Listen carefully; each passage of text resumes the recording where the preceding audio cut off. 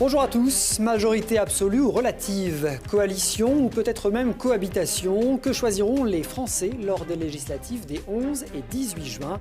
La recomposition politique se vérifiera-t-elle? Au lendemain de la présidentielle, voici donc le très stratégique troisième tour, celui qui va décider de la composition de l'Assemblée nationale. D'ici le scrutin du 11 juin, Télé Grenoble vous propose en partenariat avec le Dauphiné Libéré une série de grands débats sur les circonscriptions phares de l'Isère. Aujourd'hui, on s'arrête sur la première circonscription. Elle comprend 3 cantons grenoblois et ceux de Saint-Imier et Grenoble. Avec nous, ceux de Saint-Imier, j'ai oublié l'autre, de Mélan, Avec nous, 6 candidats, 6 invités, dans l'ordre du tirage au sort officiel. Éric Grasset pour Génération Écologie et le PS, Olivier Véran, La République En Marche, Nicolas Cada, Ensemble pour gagner, Marie de Kervéréguin pour le Front National, Jean-Damien Mermillot-Blondin, UDI Les Républicains et Elsa Régis pour la France Insoumise. Bonjour à tous les 6. Bonjour. Bonjour. Merci d'avoir accepté notre invitation. On est ensemble pour 1 heure. Soyez directs et sans langue de bois. Cette première circonscription, elle aura demain un nouveau ou une nouvelle députée. C'est une certitude, puisque la socialiste sortante Geneviève Fioraso ne se représente pas. Alors on commence par notre traditionnel tour de table, tour de présentation. Nicolas Cada, Ensemble pour gagner. Vous avez 44 ans, vous êtes prof de droit.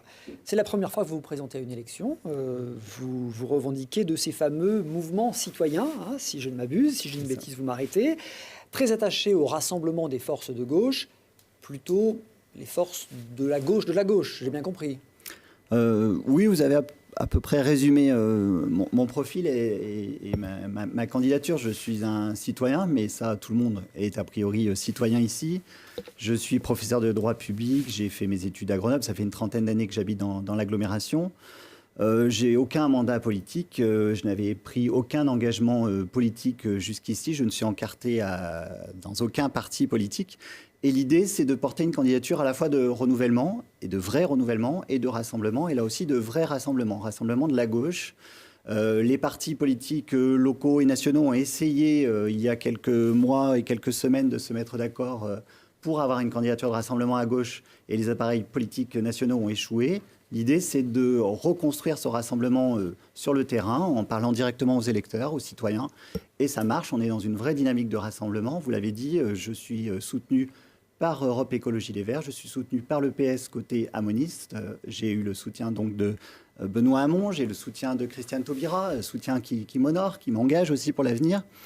Et on a aussi un certain nombre de mouvements citoyens qui nous soutiennent, le réseau citoyen sur Grenoble. Paul Bron a apporté son soutien aussi, et certains membres de Go Citoyenneté, par exemple. Le modèle, c'est la majorité d'Éric Piolle à Grenoble, c'est ça ? C'est la même dynamique. Je ne sais pas si c'est le modèle en tant que tel, mais l'idée, c'est de se dire qu'en 2014, à Grenoble, on a réussi à faire quelque chose à gauche et qu'il n'y a aucune raison de ne pas réussir à nouveau aux législatives à avancer unis, effectivement, sur cette élection. Quelle est la limite du rassemblement à gauche ? La limite, on voit qu'il y a d'autres candidats à gauche face à vous. À la limite, moi j'en vois 2. D'abord, c'est les valeurs, que ce soit réellement des valeurs de gauche et qu'on ne se prétende pas de gauche en étant finalement libéral dans l'âme. Ça, donc les sociaux trop libéraux n'ont pas de place dans votre rassemblement. Mais je crois que les sociaux trop libéraux sont partis vers En Marche, donc ça s'est éclairci assez simplement de ce côté-là. Et l'autre limite, c'est moi, je ne suis pas dans une logique partisane. Donc les candidatures ou les ralliements de dernière minute qui seraient poussés par un parti politique, des candidatures finalement de témoignages, je pense que ce n'est plus ce que les Français attendent de nos jours. Simplement. Une question à vous, et je pose la même d'ailleurs à Éric Grasset. Votre suppléant, Nicolas Cada, c'est Hugo David, un ancien du PS. Tout à fait. La plupart des duos pour ces législatives jouent la parité. Oui. Sur cette circonscription, ni vous ni Éric Grasset n'avez fait le choix de la parité homme-femme. Alors, nous, on a fait le choix de la parité puisqu'on est 2 candidats, Ensemble pour gagner. Il y a une deuxième candidate sur la 3e circonscription qui est Soukaina Larabi. Et on aurait pu croiser nos suppléances et faire le jeu de la parité sur le papier. Sauf qu'il me semble que quand on est un homme candidat pour suppléante une femme, c'est une fausse parité, puisque l'homme candidat a priori volonté et vocation à siéger. Donc on fait une vraie parité sur le papier, on est 2 candidats dans 2 circonscriptions, un homme et une femme, et quand nous serons députés tous les 2, nous respecterons comme ça réellement la parité. Oui, alors, on le sait, l'emploi et en creux le chômage de masse a été le grand échec du quinquennat précédent. François Hollande n'a pas réussi à inverser la courbe du chômage. Alors, je m'adresse à vous. Si demain, vous êtes élu député, que ferez-vous concrètement? Est-ce que d'abord, c'est une question qui vous préoccupe et qu'est-ce que vous ferez concrètement pour inverser cette fameuse courbe du chômage? Sur l'emploi et l'activité, Nicolas Cada. Oui, ce qui m'inquiète un peu, moi, sur l'emploi, c'est les propositions que j'entends, effectivement, et la candidate précédente vient d'en évoquer certaines. Je crois qu'on est sur des vieux schémas et ce que j'entends, la droite classique, est sur des modèles assez traditionnels d'allègement de charges. On l'a dit, En Marche est très flou sur ses propositions en la matière. Nous, à gauche, on est beaucoup plus clair, me semble-t-il. C'est-à-dire que je ne suis pas d'accord avec vous. La première réponse à l'emploi, ce n'est pas le traitement social du chômage. En revanche, ce que l'on souhaite, c'est clair et net, c'est maintenir quand même un niveau de protection important pour les salariés ou les employés qui, à un moment ou à un autre, se trouvent effectivement dans la difficulté ou sans emploi. Après, on voit les choses de manière beaucoup plus globale. L'emploi est directement lié à ce que nous, on prône, c'est-à-dire une transition écologique, une transition énergétique, une transition sociale. C'est-à-dire que si on revoit notre mode de vie, et c'est pour ça que la question des déplacements est aussi liée. Je prends un exemple très concret. Vous avez 6 enfants, moi j'en ai 4. J'en ai un petit peu marre, je le dis en tant que père, et je suis un peu inquiet pour leur santé quand je les entends aller à l'école le matin et tousser sur le chemin de l'école. Je pense qu'il y a un vrai problème de santé publique qui est directement lié à la question des déplacements. Alors on peut continuer à construire des autoroutes, effectivement, en se disant que c'est le meilleur moyen de favoriser l'activité économique. Et effectivement, l'activité économique, c'est le moyen de créer des emplois. Mais peut-être qu'il faut changer de modèle aussi en matière d'activité économique. On est dans une circonscription qui est intéressante sur ce plan-là, c'est-à-dire qu'il y a une grande diversité. Il y a des petites entreprises, des start-up, et puis il y a des grandes entreprises, et il faut donner à chacun sa chance. Je voudrais réagir à ce que vient de dire M. Mermiot-Blandin. D'abord, ce qu'il nous propose, c'est finalement ce que Nicolas Sarkozy a mis en œuvre de 2007 à 2012, et ce qui n'a pas marché. Donc en termes de vieux modèles, je crois que là, on a une concurrence entre les socialistes classiques et les sarkozystes ou fillonistes classiques aussi. Donc à nous de réinventer un nouveau modèle économique, ça me paraît évident. Et on voit bien où se situe aujourd'hui le renouvellement. Oui, on a un vrai désaccord sur la méthode et puis sur le fond, c'est évident. Sur la méthode, moi je pense que, comme beaucoup ici, que les ordonnances, c'est un déni de démocratie. C'est la peur du débat.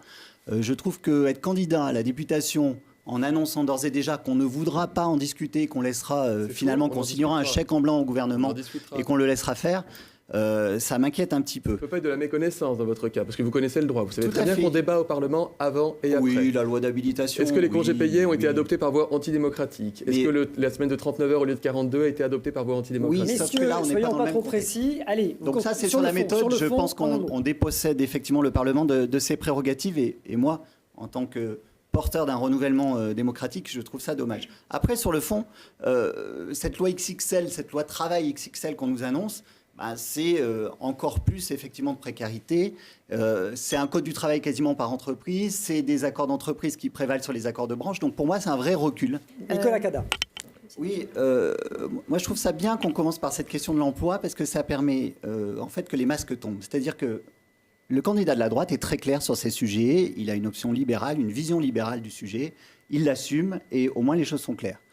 Nous, à gauche, on voit aussi très clairement vers quoi on veut aller. En Marche est gêné aux entournures sur ces questions-là. Et c'est pourquoi, tout d'un coup, on veut faire appel aux ordonnances. Ce n'est pas pour aller vite dans l'intérêt des salariés ou des chômeurs. C'est faux. C'est tout simplement parce qu'En Marche est effectivement très mal à l'aise sur ces questions. J'aimerais faire un tour de table sur la loi de moralisation de la vie publique. Elle est apparue dans le débat cette semaine plus particulièrement, puisqu'elle sera finalement présentée en Conseil des ministres entre les 2 tours des législatives, avec une bonne semaine de retard. Elle est visiblement plus difficile que prévu à écrire. Interdiction pour les élus de recruter un membre de leur famille, suppression de la réserve parlementaire et remboursement des frais réels, notamment pour les parlementaires, c'est-à-dire sur présentation des factures. Si vous êtes tous d'accord sur cette question, on avance, mais j'aimerais quand même avoir vos positions respectives. Tout à fait. Moi, j'enseigne le droit, je suis bien placé pour dire que quand on a besoin d'une règle, c'est déjà un peu tard en quelque sorte. Ça veut dire que les comportements individuels sont vraiment en retard sur cette question-là. Donc, elle va assez loin, ce voilà, projet de loi. ma position est très claire là-dessus, c'est que c'est une bonne chose, mais que ça ne va pas assez loin. C'est dommage. Il y a pas mal de choses supplémentaires qu'on aurait pu rajouter dans ce dispositif. Je pense que 3 mandats successifs, c'est déjà trop en termes de cumul des mandats. Il y a un certain nombre de cumulards ici qui ont déjà un mandat. Moi, ce que je propose, c'est que quand on a un mandat, ça veut dire qu'on a pris un engagement devant ses électeurs. On ne peut pas candidater à un autre mandat tant qu'on n'est pas allé au terme de son premier mandat. Ça, c'est un engagement qu'on prend vis-à-vis de ses électeurs. Ça me paraît la moindre des choses. Donc dans l'état actuel, demain vous êtes député, vous ne votez pas ce projet? Je peux le voter, mais je vais l'amender. À mon avis, un député n'est pas là que pour voter oui ou non, il est là pour l'amender. Et c'est l'intérêt d'un bon député. Allez. Alors, on l'a vu lors de la dernière élection présidentielle, on se rend compte que les électeurs ont envie de renouveler le paysage politique. On a bien vu que les grands partis ont été mis à mal. Alors, j'aimerais savoir en quoi pensez-vous incarner le renouvellement politique? Parce que c'est quand même, ça reste un sujet important. Et c'était l'argument de Nicolas Cada qui va être le premier à répondre. Merci Saléra d'avoir été avec nous. Je suis heureux de répondre en premier parce que je pense que s'il y en a un, ou éventuellement Elsa Régis aussi, on est 2, à mon avis, à incarner réellement le renouvellement ici. Pour les autres candidats, il faut bien qu'ils admettent... Alors, pourquoi vous l'incarnez? C'est la question de Saléra. Je l'incarne parce que d'abord, j'ai jamais eu de mandat politique, tout simplement. Parce que je pense fondamentalement que n'importe quel citoyen doit pouvoir un jour accéder à un mandat politique s'il le souhaite, porter un engagement et ensuite retourner dans sa vie professionnelle, sa vie civile ordinaire. Je complète un peu la question. Oui, en quoi la virginité électorale est un gage de grande qualité? La virginité électorale, c'est un gage d'innovation, de nouvelles idées. On ne va pas reproduire des vieilles pratiques, de vieux schémas. On arrive avec justement nos nouvelles idées, notre volonté aussi. Fondamentalement, je crois que ce qui est important, c'est que pour moi, la politique, ce n'est pas un métier. On ne fait pas carrière en politique. Je ne suis pas candidat pour être député, pour ensuite devenir ministre ou pour ensuite devenir, je ne sais quoi, sénateur ou autre. Je ne souhaite qu'une chose, c'est qu'au terme de mon mandat, je puisse retourner dans ma vie professionnelle. Professeur de droit public, c'est un métier qui m'enchante. J'entends bien, mais pour être législateur, il faut aussi avoir une expérience, non? Oui, c'est l'avantage que j'ai, c'est qu'en tant que professeur de droit, j'ai cette expérience ou cette expertise. Pas cette expérience, c'est vrai, mais cette expertise. Je sais comment on fait la loi, tout simplement. J'aimerais qu'on termine par un rapide tour de table concernant une question d'éducation. Vous savez, le nouveau ministre de l'Éducation nationale a rouvert le dossier très sensible des rythmes scolaires en donnant la possibilité aux communes de revenir à la semaine des 4 jours dans les écoles, et ce, dès la rentrée prochaine. La ville de Nice a déjà dit que c'est ce qu'elle ferait.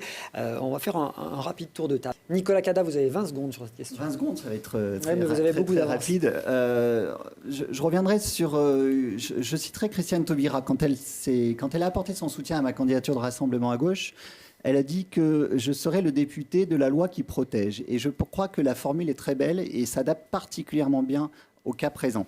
La loi qui protège, ou le décret ici, qu'importe, ça veut dire qu'on protège l'enfant, ça veut dire qu'on protège aussi les collectivités. On ne fait pas des réformes sur le dos des collectivités, où on donne au moins les moyens aux collectivités de mener à bien leurs réformes. Merci à toutes et à tous d'avoir été les invités de Télé Grenoble pour ce débat consacré donc à la première circonscription. Merci à tous de votre fidélité. Vous le savez, les législatives 2017 sont à suivre sur Télé Grenoble, en partenariat avec le Dauphiné Libéré. Dans quelques jours, rendez-vous sur la 3e circonscription autour de Grenoble et Fontaine. Et bien sûr, rendez-vous les soirs de scrutin avec des émissions spéciales en direct de la préfecture pour les résultats, les analyses et les commentaires. À très vite sur Télé Grenoble.